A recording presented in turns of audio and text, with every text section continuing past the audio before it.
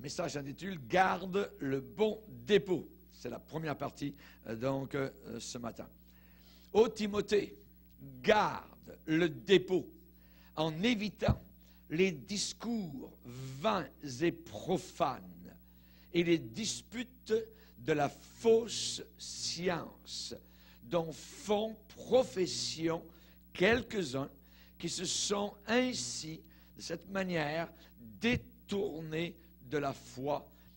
Que la grâce soit avec vous. Donc, ce qui nous intéresse particulièrement, garde le dépôt. Amen. Et attention à la fausse science. On se tourne maintenant dans la deuxième épître à Timothée, au premier chapitre, et versets 13 et 14. Retiens dans la foi et dans la charité qui est en Jésus-Christ le modèle des saines paroles que tu as reçues de moi. Garde le bon dépôt par le Saint-Esprit qui habite en nous. Amen. Seigneur, nous voulons te bénir et te remercier pour ta parole puissante. Nous vivons les derniers jours, Seigneur, et nous savons que l'ennemi travaille très fort et même religieusement pour détruire ou détourner tes enfants de ce que tu as déposé dans nos cœurs au premier siècle. Nous te demandons, Seigneur Jésus, que nous puissions garder le bon dépôt par le Saint-Esprit qui habite en nous. Dans le nom puissant de Jésus-Christ, Amen. Et tout le peuple dit Amen. Gloire à Dieu. Vous pouvez vous asseoir, frères et sœurs. Alléluia.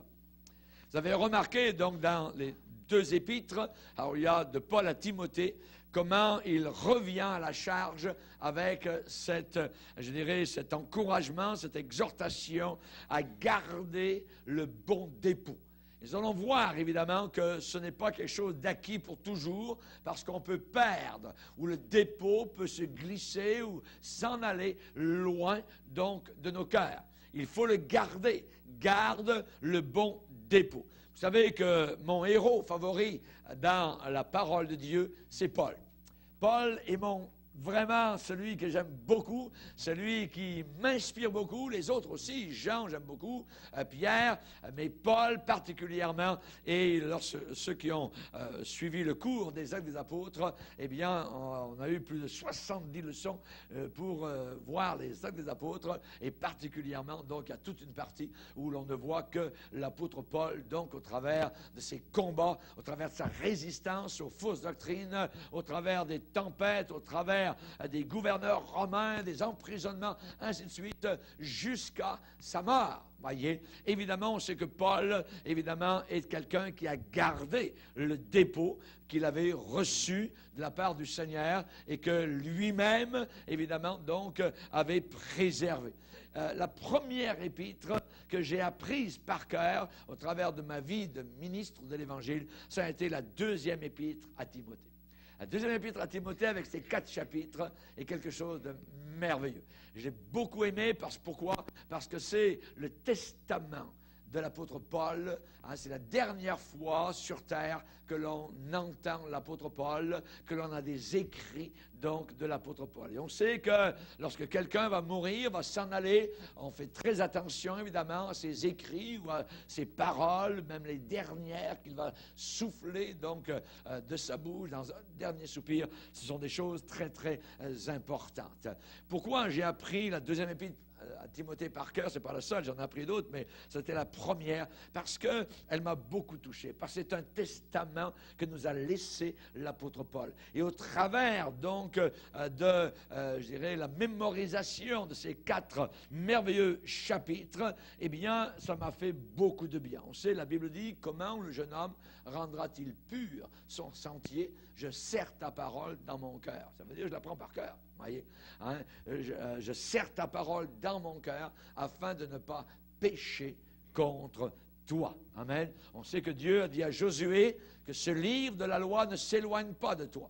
C'est alors que tu réussiras dans tes entreprises, que tu réussiras dans tes entreprises. Donc, les dernières volontés, le testament de Paul, nous l'avons là dans la deuxième à Timothée.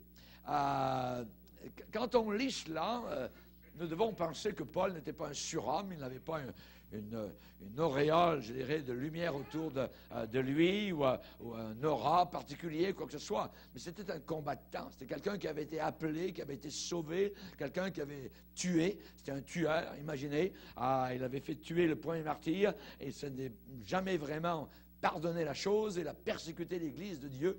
Il va le dire lui-même, il dit, je ne mérite pas le titre d'apôtre parce que j'ai persécuté l'Église de Dieu. Voyez, même si Christ l'avait pardonné, on dirait que ça lui est resté sur le cœur. Alors il n'aurait jamais voulu, évidemment, faire de mal à l'Église du Seigneur. Et ensuite, eh bien, il a passé sa vie à bâtir l'Église de Dieu, à édifier, à construire, à exhorter, à écrire. Nous avons dans la Bible 13 lettres.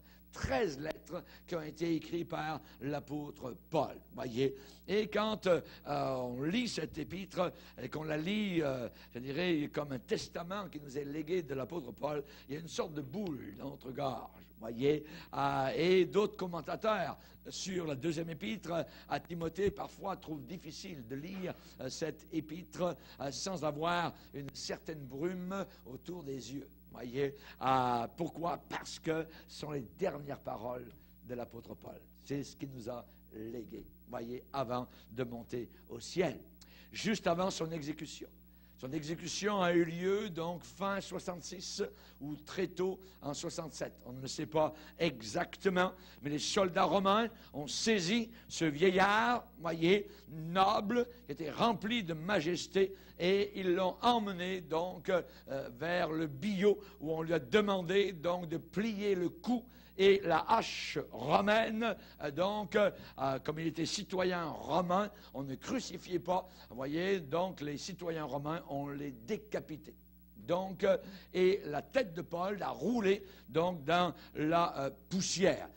Et on ne sait pas exactement, est-ce que c'était dans la cour de la prison Mamertine, est-ce que c'était quelque part sur la Via Ostia, vous voyez, au nord de Rome, on ne sait pas vraiment. Mais les dernières semaines de l'apôtre Paul sur terre, eh bien, ont été confinées dans cette misérable prison Mamertine à Rome. C'est là qu'il était emprisonné. Une prison dans le sous-sol. Quelque chose de vraiment lugubre, de sinistre, de déprimant, de très sombre. Et il n'y avait qu'un trou dans le plafond. Et voyez, il n'y avait pas d'autre lumière. Il y avait un peu de lumière qui arrivait par le trou. Sinon, c'était uniquement avec des sortes de chandelles qu'il devait donc voir. Et là, peut-être, possiblement, c'était humide. Peut-être qu'il y avait des rats. Ils faisaient tous leurs besoins, ainsi de suite. Tout était la vraie prison romaine. Quelque chose, donc, d'abominable. Voyez.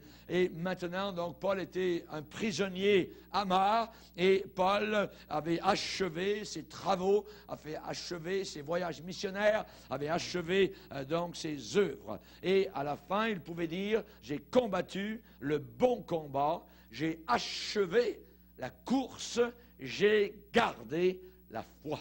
Désormais, la couronne de justice m'est réservée, et le Seigneur, le juste juge, me la donnera en ce jour-là, non seulement à moi, mais aussi à tous ceux qui auront aimé son avènement. Amen. Donc, Paul avait combattu. Une grande question. Paul s'en va.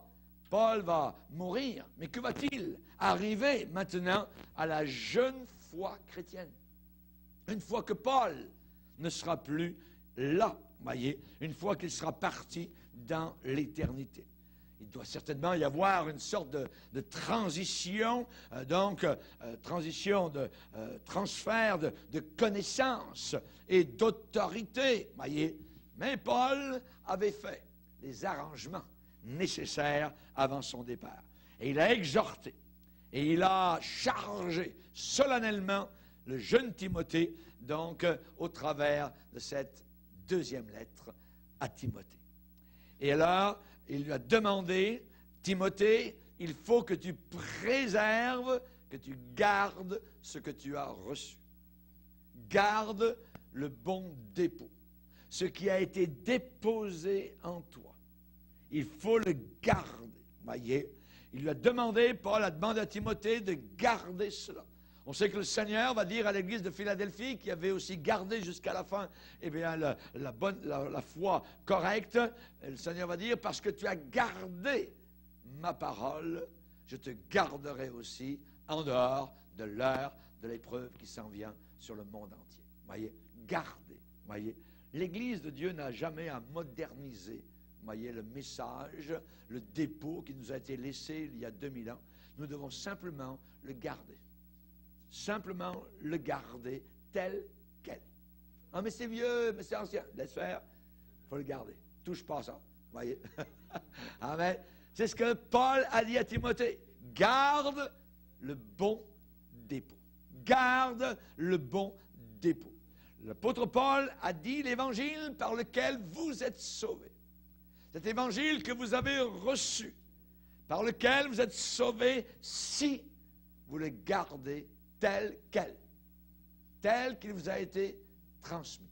Sinon, si vous le modifiez, si vous le changez, si vous le modernisez, vous serez perdu. Pas moi qui le dis, on va le lire, si vous voulez bien, dans 1 Corinthiens. 1 Corinthiens, chapitre 15. Verset 1er. Je vous rappelle, frères, l'évangile que je vous ai annoncé, que vous avez reçu, dans lequel vous avez persévéré et par lequel vous êtes sauvés, si vous le retenez. Voyez? Si vous le gardez, si vous le retenez tel que je vous l'ai annoncé. Autrement, ça veut dire, si vous ne le retenez pas, si vous ne le gardez pas tel quel, autrement, vous auriez cru en vain. Rendez compte? Croire pour rien. Croire et descendre en enfer. Croire en un faux évangile. C'est la raison pour laquelle Paul, dans sa première épître à Timothée, à la toute fin de sa première lettre, avait dit à Timothée, attention à la fausse science. Ça veut dire la fausse connaissance. Voyez? Attention à la sagesse humaine, à la psychologisation de l'évangile. Ça, c'est très dangereux. C'est une vipère. Voyez? Garde l'évangile tel quel, Timothée. Sinon, tu aurais cru pour rien. Donc, non seulement Timothée doit le retenir, cet évangile, selon sa dynamique originale et originelle, voyez, mais Timothée doit le transmettre ensuite à des hommes fidèles, qui eux, à leur tour, le transmettront à d'autres personnes fidèles. Et j'ai béni le Seigneur pour les pasteurs qui m'ont enseigné et qui m'ont transmis fidèlement l'évangile que moi, je vous annonce. Et je veux croire que vous êtes fidèles pour ensuite le transmettre tel quel à la nouvelle génération si Christ tarde sa venue. Il faut que l'Évangile, jusqu'à la fin, puisse continuer à être prêché et à être entendu et à être aimé. Amen. L'apôtre Paul va dire dans son testament à Timothée, il va dire, toi, mon enfant, fortifie-toi dans la grâce qui est en Jésus-Christ. Ce que tu as entendu de moi, en présent de beaucoup de témoins, confie-le à des hommes fidèles qui soient capables de l'enseigner aussi à d'autres personnes. Donc, l'Évangile doit se transmettre de génération en génération. Et vous qui croyez dans l'Évangile authentique, eh bien, vous avez remarqué que Dieu est fidèle. Nous l'avons, cet Évangile, exactement tel qu'il avait été prêché au 1er siècle. Grâce à qui? Grâce à Dieu qui est fidèle à sa parole, mais grâce aussi à des hommes et des femmes qui ont payé le prix, voyez, et jusqu'au sang pour que nous puissions avoir encore aujourd'hui cet évangile donc tel qu'il nous a été donc donné au 1er siècle. Merci Seigneur. Amen. Et c'est la raison pour laquelle nous devons combattre pour la foi. Dans Jude, il est écrit, il faut combattre pour la foi. Pourquoi? Parce que ce n'est pas acquis. Voyez, on peut je dirais, laisser aller l'Évangile. On peut commencer à regarder à droite et à gauche. On peut commencer à, je dirais, laisser telle partie de l'Évangile, hein, rajouter un petit quelque chose ici, un petit quelque chose là. Nous sommes une nouvelle génération, hein, on est rendu au 21e siècle, ainsi de suite. Vous savez, hein, tout ce genre d'idées, c'est très dangereux et on va en parler dans notre prochaine conférence, justement, vendredi prochain. Voyez, combattre pour la foi qui a été transmise aux saints une fois pour toutes. Ça veut dire, tel quel, nous devons, dans chaque génération, dans chaque siècle, avoir cet évangile et le transmettre à nos enfants et le transmettre à d'autres personnes. Amen. Gloire au Seigneur. Lorsque l'apôtre Paul parle de la fin des temps, il va lui dire, attention, tous ceux qui veulent vivre pieusement en Jésus-Christ seront persécutés. Voyez, si nous voulons vraiment vivre pieusement en Jésus-Christ, ça, personne ne peut éviter cela. Il y aura des persécutions, des moqueurs et tout ce que vous voulez. Voyez, ça c'est un axiome du Seigneur. Ça ne change pas. C'est une direction vectorielle qui ne peut pas changer. Ça s'en va vers la persécution, vers évidemment des embarras, parce que nous voulons garder cet évangile tel qu'il nous a été transmis. Voyez, et Paul va dire les hommes méchants et imposteurs. Voyez. Les imposteurs, ce sont ceux qui changent l'Évangile, ceux qui le modernisent, ceux qui le diluent, voyez. Alors, les imposteurs, Paul dit à Timothée, avanceront toujours plus dans l'impiété, égarant les autres et égarés eux-mêmes. Que faire? Que faire? Paul va dire, toi, que les autres fassent ce qu'ils veulent.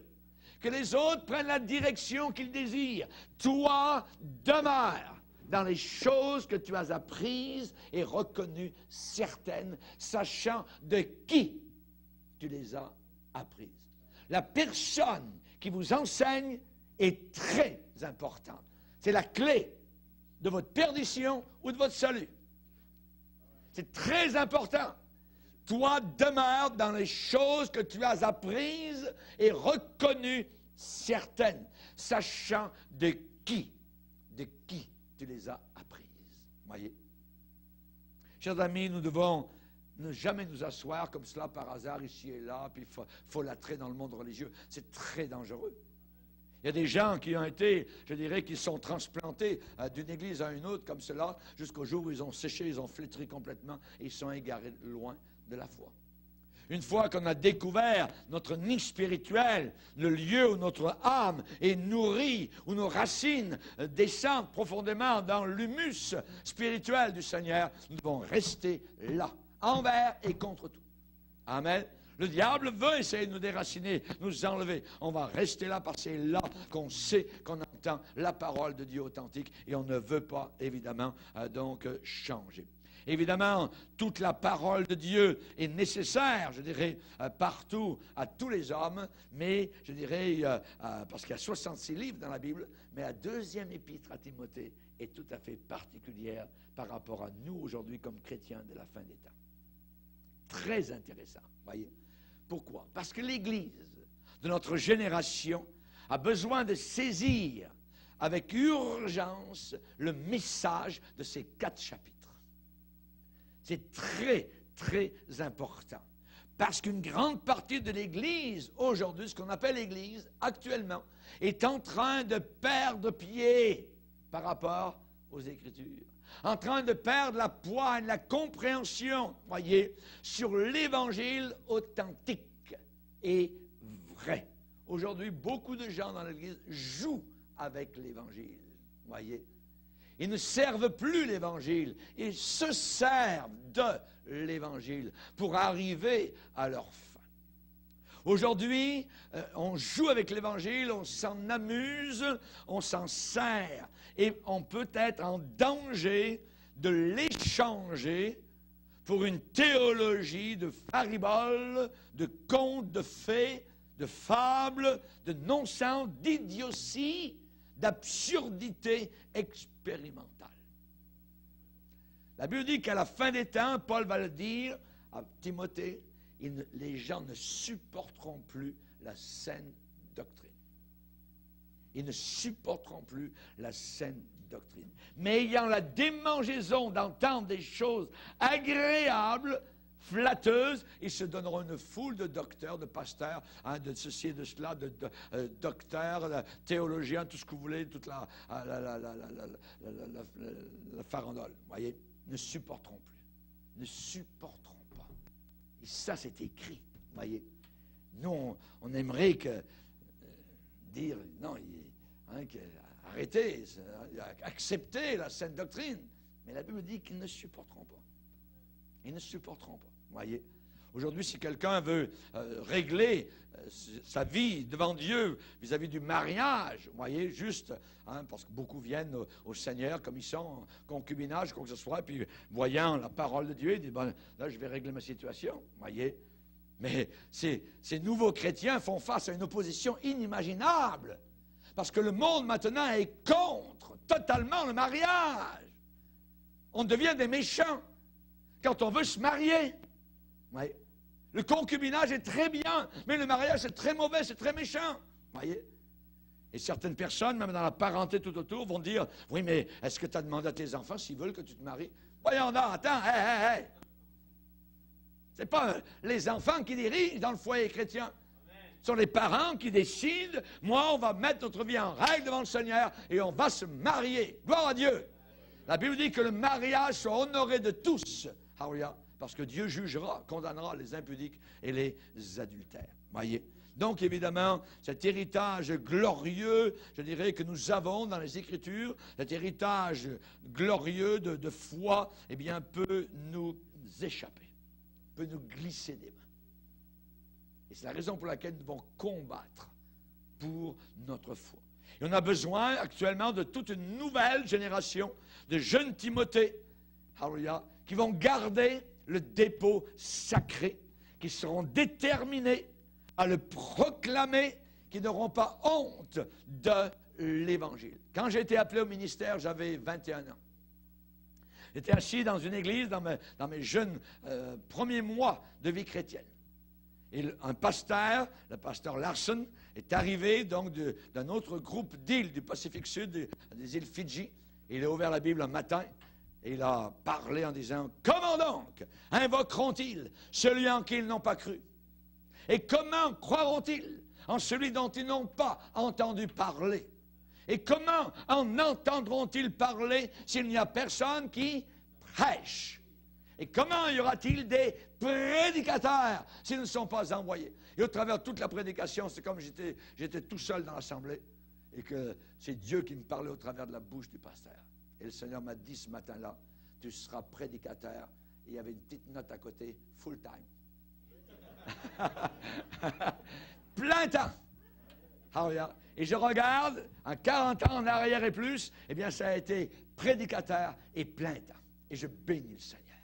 Je bénis le Seigneur. Il n'y a pas de plus grand appel au monde que d'être appelé à prêcher la parole de Dieu. Amen. Ceux qui construisent des maisons, je bénis le Seigneur parce qu'ils édifient des édifices, tout ça. Mais le prédicateur, lui, construit des vies pour l'éternité. Alléluia. Il édifie le peuple de Dieu. Il encourage, alléluia, le peuple de Dieu à suivre et à servir le Seigneur. Je bénis le Seigneur pour cet appel-là. Amen. Je n'ai jamais regimbé ou rechigné dans cet appel. Non, Seigneur, non. Oh, c'est ça? Pas de problème. Alléluia. Oui, Seigneur. Yes, Lord. Amen. Et le Seigneur a prouvé cela. À la fin de la prédication, il y a eu un appel pour recevoir le baptême dans le Saint-Esprit. Et on était 7-8, alléluia. Et le Seigneur m'a baptisé dans le Saint-Esprit ce matin-là en me donnant la puissance du Saint-Esprit, en parlant en langue. C'était merveilleux. Alors, il y avait un frère qui l'avait déjà reçu, qui s'appelait Loulou, qui actuellement est déjà au ciel, dans la gloire, et qui a été pasteur au Vanuatu. Et il m'a dit, Raymond, est-ce que je pourrais aller manger avec toi sur le bateau? Ah, pas de problème, viens-t'en.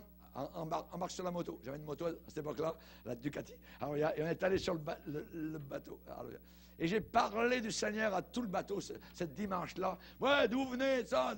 On a été boostés, remplis avec Loulou. Jésus est merveilleux, il est ressuscité. Puis, donnez votre cœur au Seigneur. Ensuite, on est allé parler en langue. Alors, dans mon bureau d'intendant, sur le haut du bateau. Alors, et tout d'un coup, alors qu'on était en train de prier, on louait le Seigneur dans ces langues merveilleuses avec Loulou. Et il y a tout d'un coup, à la porte, Hey. Alléluia. Les gars étaient venus, étaient montés en haut. Qu'est-ce que vous faites là? C'est quoi? Ainsi de suite. On a mis le bateau littéralement, je dirais, sans dessus dessous. Alléluia. On est ressorti l'après-midi pour réunion en plein air, pour aller prêcher. Il y avait des réunions en plein air tous les dimanches après-midi où on donnait notre témoignage, tout ça. Et à la barrière, quand on est passé à la barrière de la base navale, la barrière était fermée. Alors, il faut passer à la guérite, voyez. C'est vous, là-bas, sur la Lorientaise, c'est quoi ce chahut, tout ça? Le bateau est tout en l'air, tout ça. Il dit, monsieur le gardien, est-ce que vous avez déjà donné votre cœur à Jésus? Ça? Oh, c'est juste ça. Allez-y. Et on est passé, on est allé de l'avant, on a continué le témoignage. C'est merveilleux, de pouvoir parler de Jésus, de ce que Dieu a fait dans nos cœurs, comment il nous a appelés à son service. Comment y aura-t-il des prédicateurs? Ça ne dit pas comment y aura-t-il des danseurs, comment y aura-t-il des chorégraphes, des swingers, la bottine, tout ça, ou des... non, des prédicateurs. Ce que le monde a besoin aujourd'hui, c'est la prédication de la parole authentique de Dieu. Amen. Qui sauve, qui libère, selon qu'il est écrit qu'ils sont beaux, les pieds de ceux qui annoncent la paix. Amen. Alléluia. Gloire au Seigneur. Ne venez pas regarder mes bottes ce matin, voyez ça, parce qu'elles sont boueuses un peu. Alléluia. Mais mes pieds sont beaux. Amen. La Bible dit, parce qu'on annonce la bonne nouvelle. Amen. Gloire au Seigneur. De ceux qui annoncent la bonne nouvelle, de ceux qui annoncent la paix. Merci Seigneur. Amen. Alléluia. L'apôtre Paul a dit mon évangile. Pourquoi n'a-t-il pas dit l'évangile? À un endroit, il dit mon évangile, parce qu'il y avait d'autres évangiles.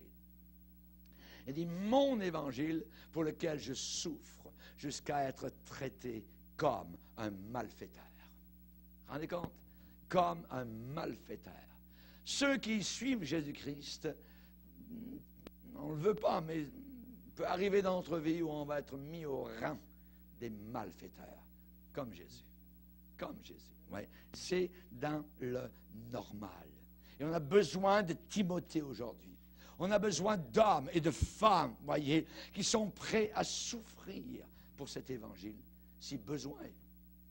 Si besoin est, eh bien, on va souffrir pour cet évangile. Et qui vont le transmettre, cet évangile, dans sa forme la plus pure à la prochaine génération, si Jésus-Christ tarde encore sa venue glorieuse. On aura encore besoin.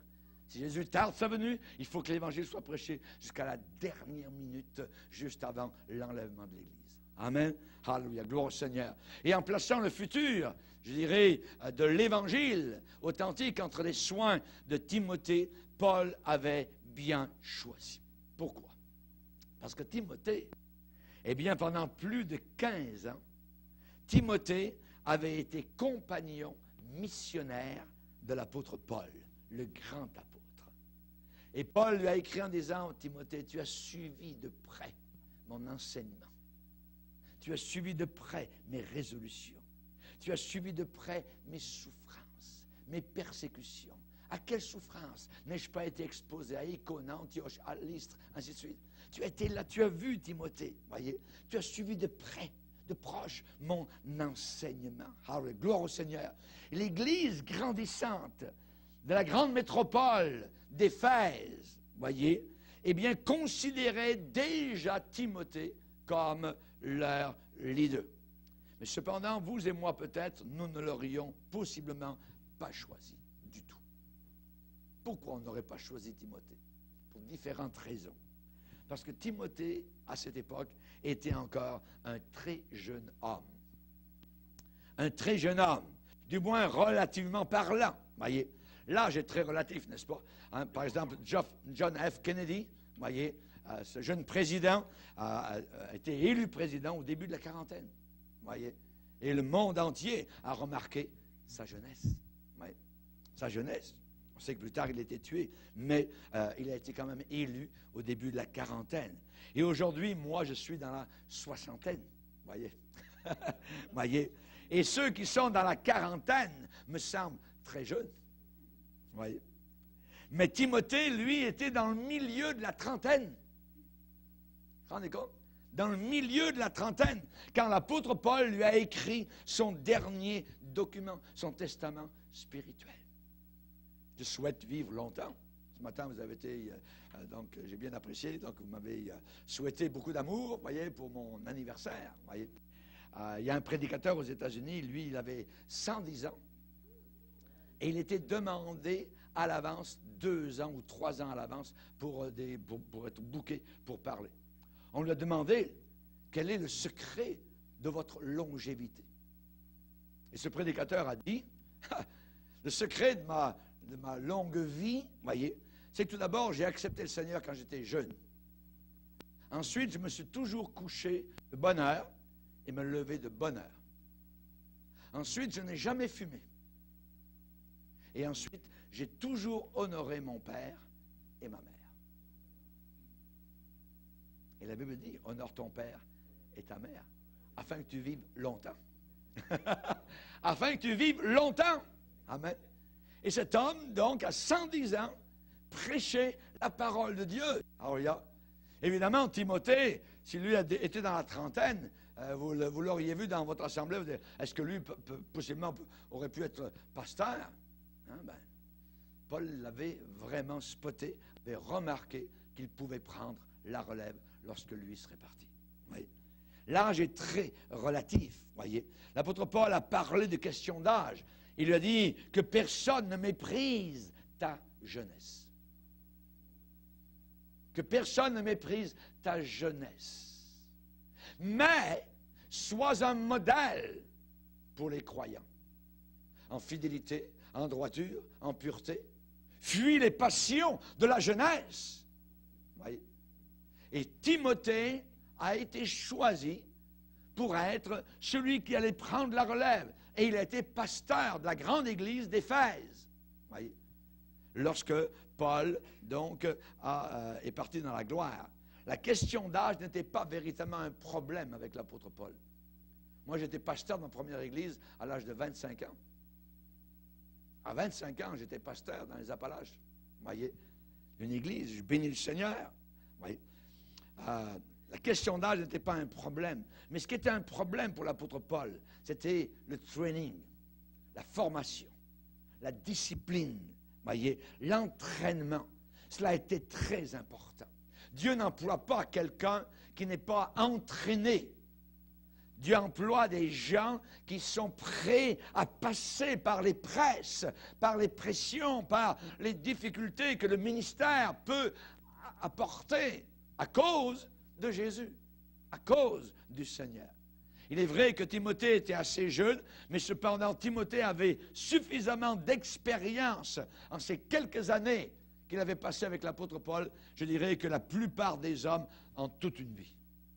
En environ 15 ans, Timothée avait vu pas mal de choses dans la maison du Seigneur. En suivant l'apôtre Paul, voyez, parce qu'il y en avait un qui n'avait pas voulu même le suivre. Jean-Marc, un jour, arrivé avec un bateau au port, et dit, tu sais, Paul, je retourne par le bateau. Je retourne à Jérusalem, je vais voir maman. C'est trop difficile. Te suivre, on est toujours dans le trouble. Te suivre, c'est du trouble partout. Quand tu n'es pas hors de la prison, tu es en prison. Quand tu n'es pas en prison, tu es hors de prison ou dans un naufrage ou quelque chose, où les Juifs te lancent des cailloux, tu es toujours dans les problèmes. Oui. Et Jean-Marc, à un moment donné, eh bien, il était retourné par le même bateau qui venait d'arriver. Mais Timothée, lui, était resté avec Paul. Timothée avait suivi pendant environ 15 ans l'apôtre Paul. Il avait vu des choses, il avait expérimenté des choses, il avait entendu l'enseignement de Paul au travers de toutes ces années-là, et Paul l'avait formé. Paul y avait vu, il l'avait entraîné personnellement. Tu as suivi de près mon enseignement. Pourquoi? Parce qu'on peut suivre de loin. On peut suivre de loin l'enseignement. Mais lui, Timothée, avait suivi de proche, l'enseignement de l'apôtre Paul. Gloire au Seigneur. Et dans l'Église aujourd'hui, nous avons un mandat venant du Seigneur. Un mandat venant du Seigneur. C'est de la formation, voyez, la formation, voyez, de nos cœurs et de nos âmes pour que nous puissions être des hommes et des femmes qui tiendront le coup face à la tempête de la fin des temps.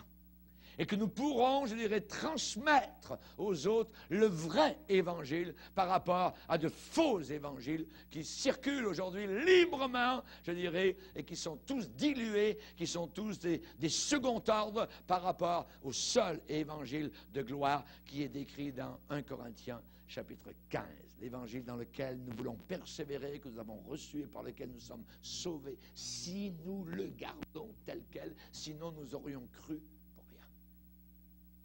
Je ne vous ai jamais connu. Hé, Jésus, on a fait des miracles. Jésus, j'ai parcouru le monde pour toi. Je ne l'ai jamais connu. Hein? Quelle déception! Voyez? Sont des gens qui invoquent le nom du Seigneur. Seigneur, Seigneur. Jésus dit, ce ne sont pas tous ceux qui disent Seigneur, Seigneur qui entreront dans la gloire, mais uniquement ceux qui font la volonté de mon Père. Ouais. Aujourd'hui, nous sommes dans un monde de diseurs, de blabla, de blabloteurs, de beaux parleurs. Voyez? Il y en a qui parlent avec des voix d'ange. On dirait que les gens sont à leurs pieds, même s'il y a de la boue qui sort, même s'il y a toutes sortes d'affaires. C'est pas grave. Ouais. Ils avalent tout. Voyez? Et c'est très dangereux. C'est très dangereux. Timothée, tu as suivi de près mon enseignement. Voyez, une église sans école de dimanche, il lui manque quelque chose. Parce que les jeunes ont besoin d'écouter la parole de Dieu, d'entendre déjà dès leur enfance. Paul pouvait dire à Timothée, dès ton enfance, tu connais les saintes lettres. Dès ton enfance, tu connais les saintes lettres, la sainte parole de Dieu. Tu es l'exemple chez ta grand-mère, chez ta mère. Et maintenant, la foi qui est en toi est une foi sincère, ce qui veut dire authentique. Ce qui veut dire qu'il y avait quelque chose qui avait été transmis, voyez, au travers de différentes générations jusqu'à l'apôtre Paul. On a besoin, je dirais, de formation, d'enseignement, d'études bibliques, de cours bibliques. Raison pour laquelle ici on en donne. Il y a des conférences, il y a un choix, il y a de prédications, il y a des enseignements suivis sur toutes sortes de choses. Et pourquoi je fais cela? Parce que ça nous enracine dans la parole de Dieu. C'est très difficile d'arriver contre un arbre, vous voyez, qui est immense, voyez, et vous voulez le pousser pour le faire tomber. Ouais, mais l'arbre, il a des racines, hein, ça fait un bout de temps qu'il a subi les assauts de l'ennemi, hein, qu'il a subi les chaleurs torrides ou les vents glaciaux du mois de mars, tout ça, hein, qui ont essayé de le déraciner, il est encore là, voyez. Et nous devons être ces grands arbres hein, qui sont enracinés dans le sol, je dirais, de la parole de Dieu authentique qui nous a été transmise au travers des siècles. Amen. Alléluia, gloire au Seigneur. Aujourd'hui, on a souvent des directeurs d'écoles bibliques ou des professeurs d'écoles bibliques qui mélangent la Bible avec la psychologie. Quelque chose de terrible, vous voyez. Il faut garder l'enseignement de la Bible biblique. C'est pas évident, ça. Vous voyez. Moi, j'ai des professeurs d'école biblique. Quand ils ont commencé à nous rassembler comme professeurs en disant on va enlever certains cours, comme les Romains, comme les Hébreux, tout ça, puis à la place on a remplacé, on nous a demandé, tout ça, de remplacer cela par des cours de psychologie et des cours de sociologie, tout ça. Oh, avec mon épouse, on s'est regardé, on dit au revoir, bye bye.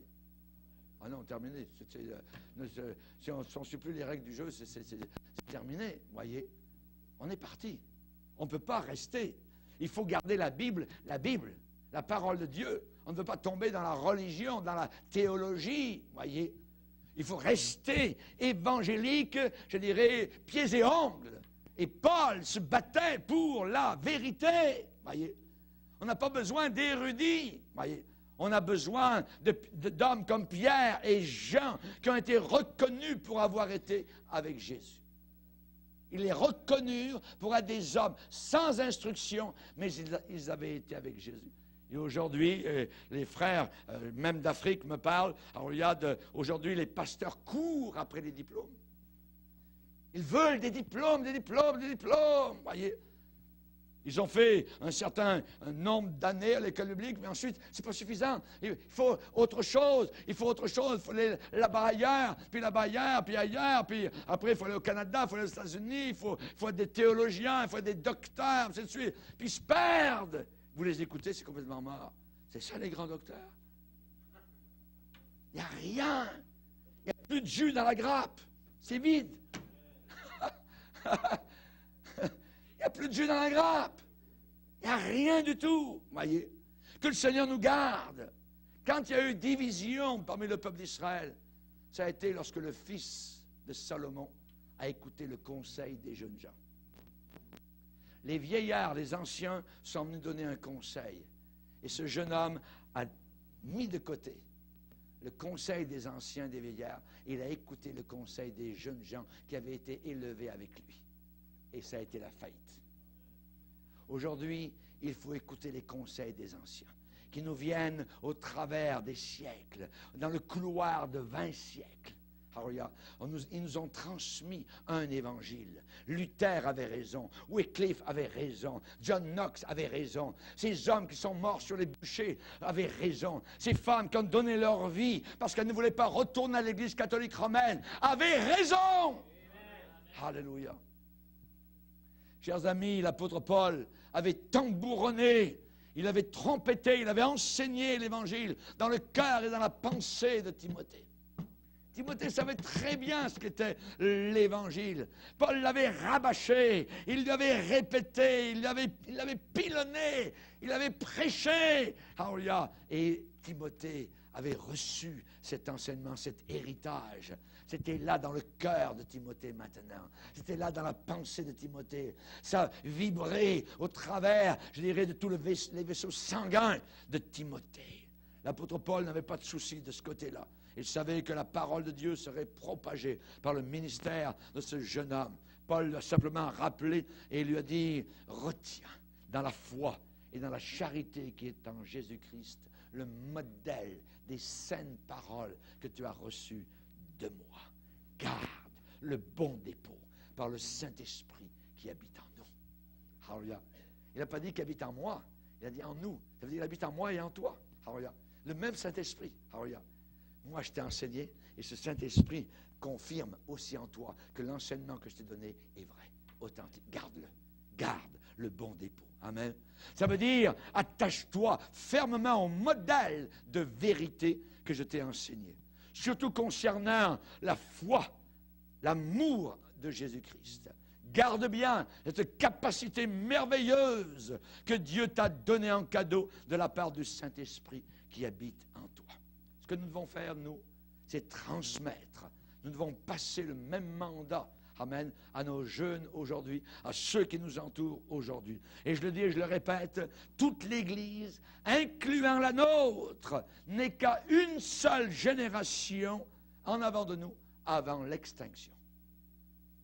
Nous ne sommes qu'à une seule génération en avant de nous de s'éteindre. L'extinction, voyez. On sait que à l'Église de Sardes, qui semblait vivante extérieurement, le Seigneur a dit, je vais dire la vérité, tu es mort. Une église morte, une église remplie de gens, avec une Bible, avec des chants, avec des cantiques, avec tout le système. Voyez. Mais le Seigneur dit, tu es mort. Tu es mort. Tu passes pour être vivant, mais tu es mort. Lorsque nous sommes arrivés dans certains champs missionnaires avec mon épouse, on nous a raconté des histoires.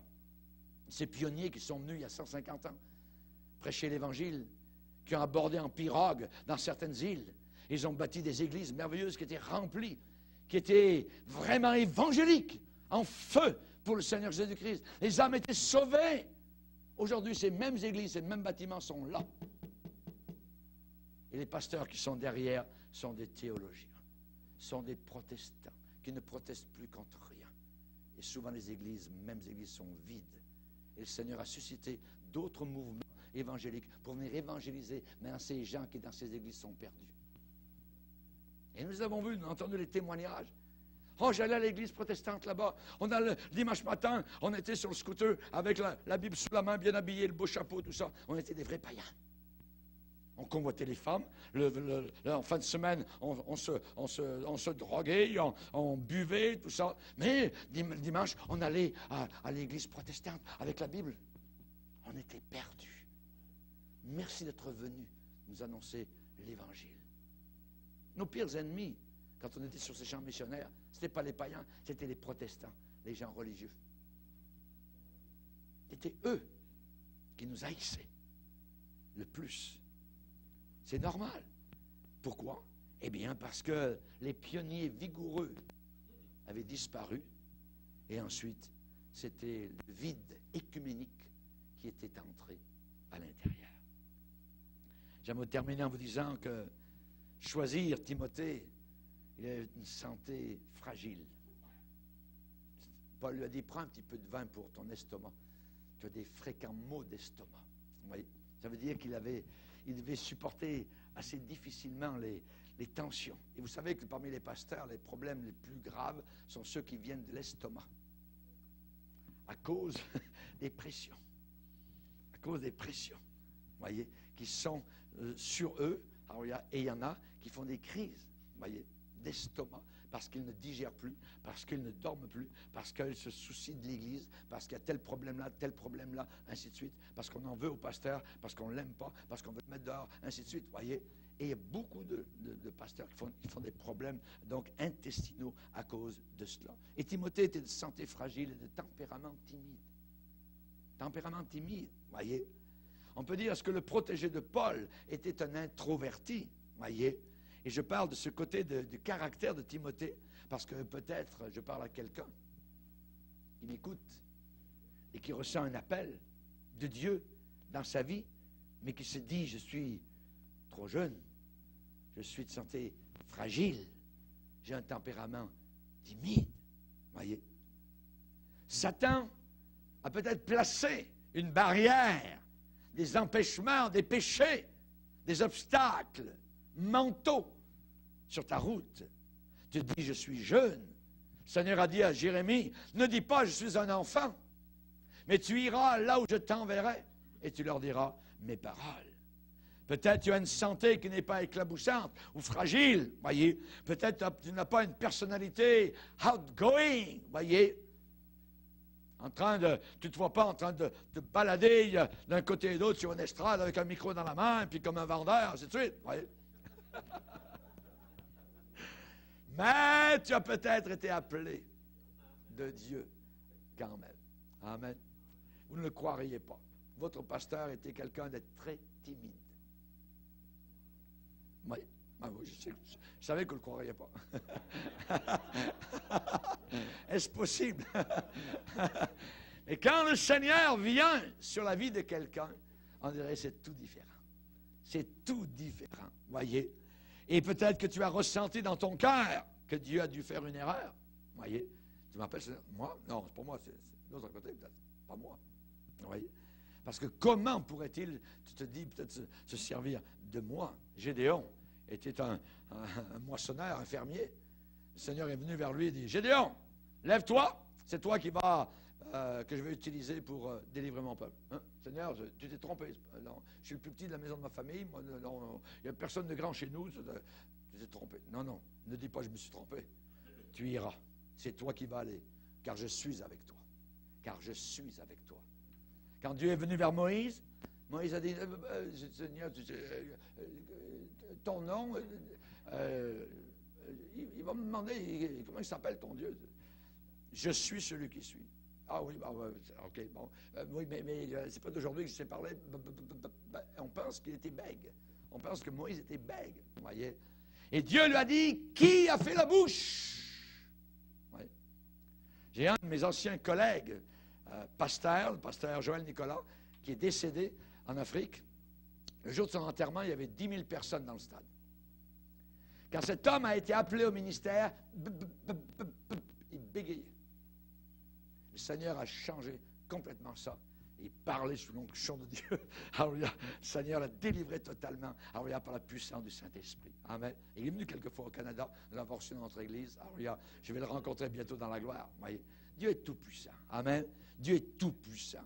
Rappelle-toi, Timothée, que le Saint-Esprit t'aide à ranimer le don de Dieu qui est en toi. Pourquoi? Parce que Dieu ne nous a pas donné un esprit de timidité, mais un esprit de force, un esprit d'amour, un esprit équilibré, de sagesse. Amen. Baissons nos têtes et prions le Seigneur. Alléluia. Seigneur, nous voulons te bénir, Seigneur, pour cette matinée.